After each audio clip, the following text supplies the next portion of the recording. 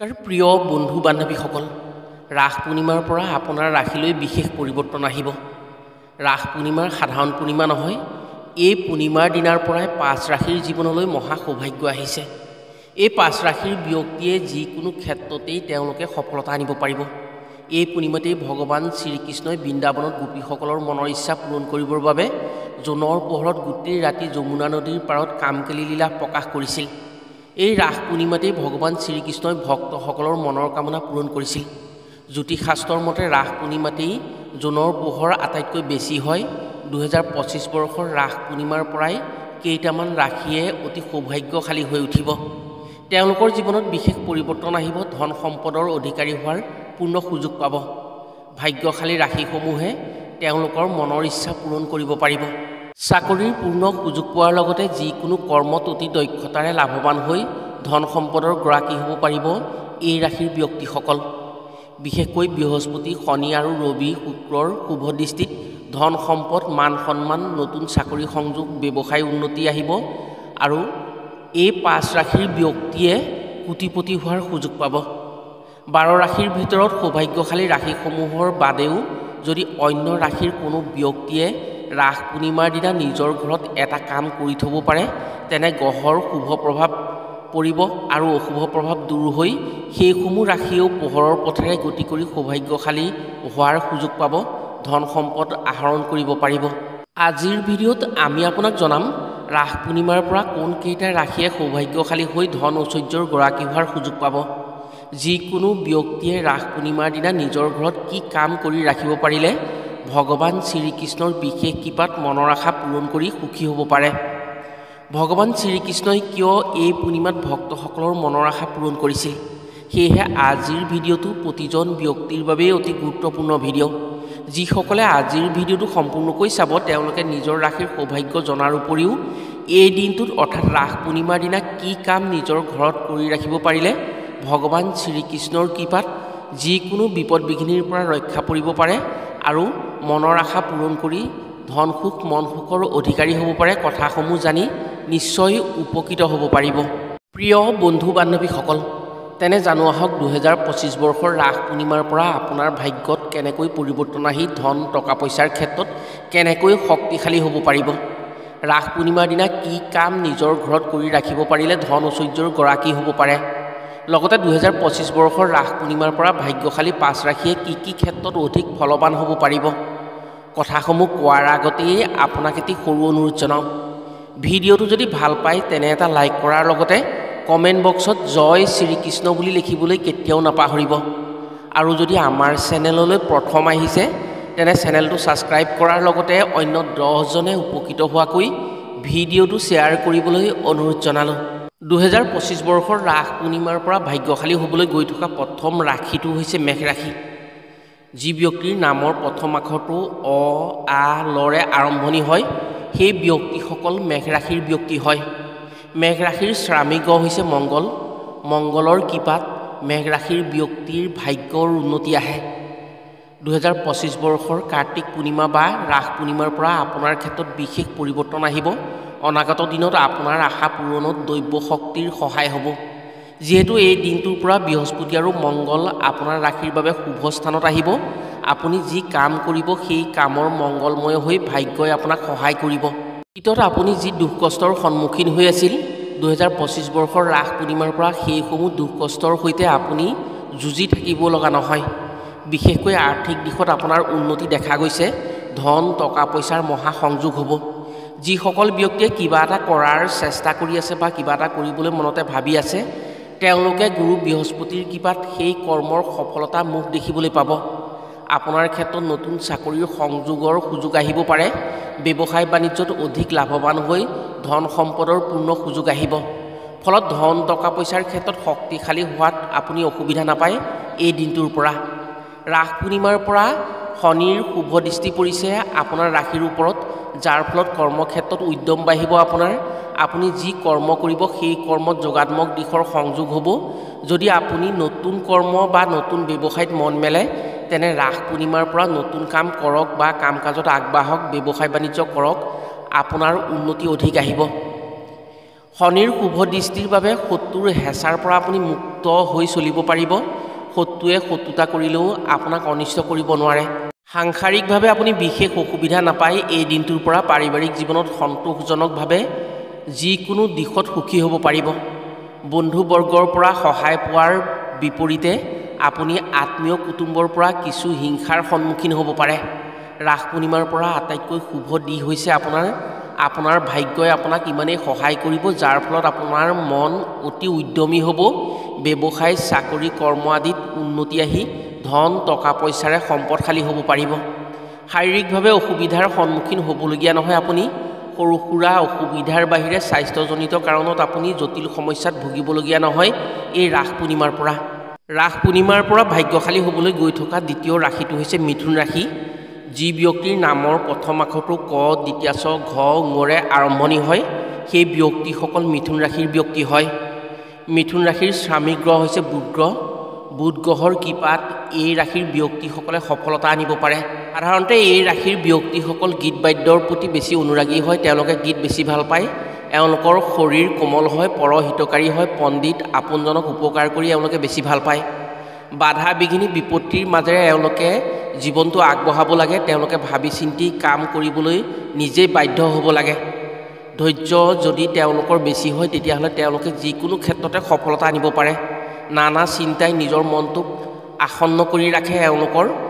এওঁলোকে যিকোনো এটা কাম কৰাৰ আগত বহু কথা ভাবি চিন্তি চাইহে সেই কামটোৰ ওপৰত গুৰুত্ব দিয়ে। আপোনাৰ ৰাশিৰ ওপৰত ৰাস পূৰ্ণিমাৰ পৰা ভগৱান শ্ৰীকৃষ্ণৰ পৰম কৃপা পৰিছে, যাৰ ফলত আগন্তুক দিনত আপোনাৰ জীৱনলৈ ভাল দিনৰ সূচনা হৈছে। আপুনি যিকোনো ক্ষেত্ৰতেই সফল হোৱাৰ সুযোগ পাব এই দিনটোৰ পৰা।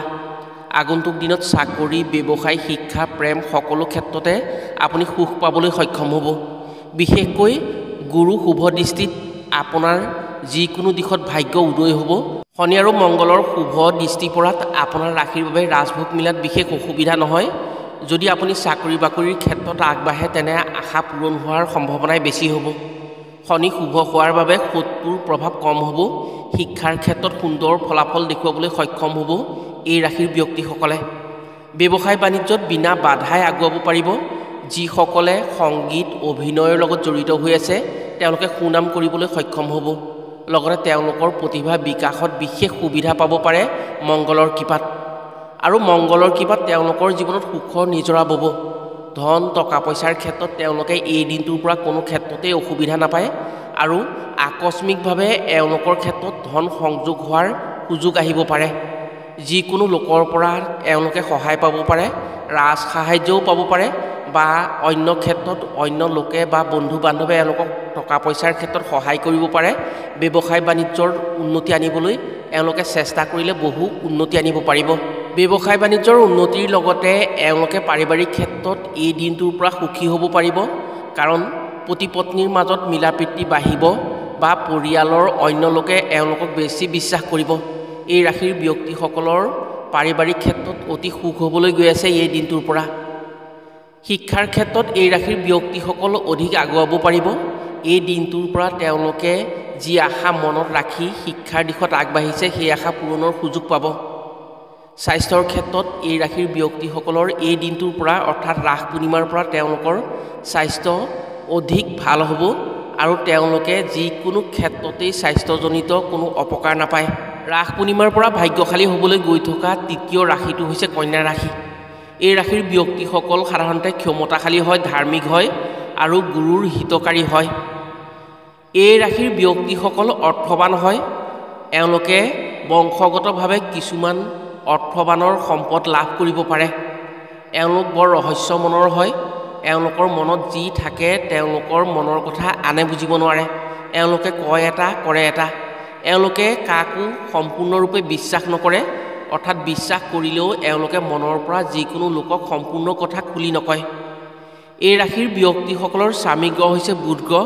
বুধৰ কৃপাত এওঁলোকৰ বাধা বিঘিনি কম হয়।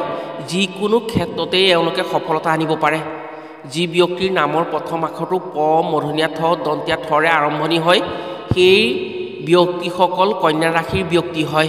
2025 বৰ্ষৰ ৰাস পূৰ্ণিমাৰ পৰা আপোনাৰ ক্ষেত্ৰত সাংঘাতিকভাৱে ঊৰ্ধ্বমুখী হ'ব আপোনাৰ ভাগ্য। যি ক্ষেত্ৰতেই আগ নাবাঢ়ক কিয় আপোনাৰ হাতলৈ ধন টকা পইচা আহিবই। বহু ক্ষেত্ৰত বহুদিনীয়া আশা পূৰণৰ সুযোগ আহিব পাৰে। আপোনাৰ সম্পদশালী হোৱাৰ সুযোগ আহিব। মাটি গাড়ী আট্টালিকাৰ গৰাকী হ'ব পাৰে। শুক্ৰৰ শুভ সংযোগ থাকিব এই দিনটোৰ পৰা আপোনাৰ ৰাশিৰ ওপৰত। সেয়েহে ধন টকা পইচাৰ ক্ষেত্ৰত আপুনি অলপো অসুবিধা নাপায় এই দিনটোৰ পৰা। সেয়া লাগিলে চৰকাৰীভাৱেই হওক বা বেচৰকাৰীভাৱেই হওক, মাথো কৰ্ম সংস্থাপনৰ দিশ মুকলি হৈছে আপোনাৰ। অৰ্থনৈতিক দিশত আগতে যি অৰ্থ সংকটৰ সন্মুখীন হৈ আছিল, ৰাস পূৰ্ণিমাৰ পৰা আপুনি ধনৰ সমস্যাত পৰিব লগা নহয়। বৃহস্পতিৰ পূৰ্ণ সংযোগত মাংগলিক কাৰ্য সম্পন্ন হ'ব পাৰে আপোনাৰ দ্বাৰা। পৰিয়াল বা আত্মীয় কুটুম্বই গৌৰৱ কৰিব আপোনাক লৈ। পিতৃ মাতৃ সুখী হ'ব পাৰিব আৰু আত্মীয়জনৰ সমৰ্থন পাব যিকোনো ক্ষেত্ৰত। এই ৰাশিৰ যিসকল লোকে ব্যৱসায় বাণিজ্যৰ সৈতে জড়িত হৈ আছে, তেওঁলোকৰ ক্ষেত্ৰত মনৰ উদ্যম বাঢ়িব। ব্যৱসায়ৰ প্ৰসাৰ হৈ নাম কৰিব পাৰিব। অভিনয় গীত মাত আদিৰ সৈতে যিসকল লোক এই ক্ষেত্ৰত জড়িত হৈ আছে, অৰ্থাৎ এই ৰাশিৰ ব্যক্তিসকল জড়িত হৈ আছে, তেওঁলোকে এই দিনটোৰ পৰা সন্মান বুটলিবলৈ সক্ষম হ'ব আৰু তেওঁলোক নিজে ফকাচ হ'ব। পাৰিবাৰিক ক্ষেত্ৰত আপোনাৰ সমস্যা একেবাৰে নাইকিয়া হ'ব। ভুল বুজাবুজি দূৰ হ'ব। ফলত সুখ শান্তি লাভ কৰিব পাৰিব। ৰাস পূৰ্ণিমাৰ পৰা শুক্ৰৰ শুভ সংযোগৰ লগতে মংগলৰ শুভ সংযোগ হোৱাত আপোনাৰ ৰাশিত ধনৰ উৎস মুকলি হ'ব। আপোনাৰ ভাগ্যত ধন আহিব। সেয়েহে য'ত ধন আছে তাতেই আপোনাৰ মন হ'ব। কিন্তু ৰাহু আৰু কেতুৰ বেয়া প্ৰভাৱ পৰিব পাৰে আপোনাৰ ক্ষেত্ৰত। ভুলতো আপুনি বেয়া কৰ্মৰ লগত জড়িত নহ'ব।